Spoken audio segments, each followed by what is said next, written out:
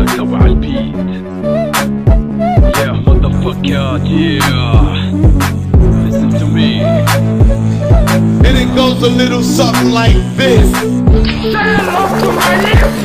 رسمك شكلك عاشق للإهانة، لو تندق انت بينا ما تشوف نفس المكانة. كاتمين على يدي خطر، لأن الذا من سكة مايك ما يوقفني راب قطر. مخك تبطر كرد منك رد بسطر، أشوفك من هذا الرد جسمك انسطر. رموضي شعر براسك رغم انك اصلع، بس راح احكيها لنفسي عينك لا تدمع. أرى خيانة من بعض الأفياء، هي ذكاء يا صديقي صار فيك ابتلاء. صرت اكرهكم ما كنتوا لي صحبة، ممكن طلبها تصميم له هندسة هاي لعبة. اتمنى اقتلكم وبسجن نار ارجمكم، لهنتم ما صلحكم اكثر من ابر الدبور. دمك يفور لو تثبت على الصداقة، اسمك بعداي محفور.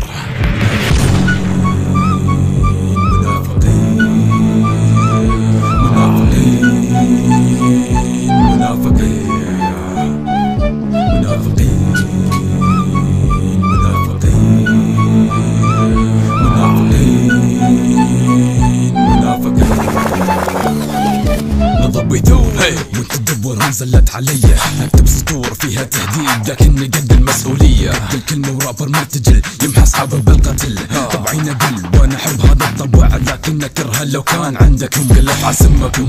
لكن استخدم ادوات بناء على البيت، بيني وبينه وفاء. بعتبره رداء يمثلني بالحقارة لما ابتدي تصفيتكم يا صحباني ما انتهي.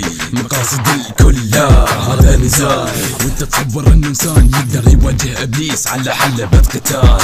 عرف بعض تهوى يا ناس بالاساس، مثلوا صحبة لكنهم لما انجاز اساس. ما يمثلوا شيئا من حياتي والكل يعرفنا ناخ الناس.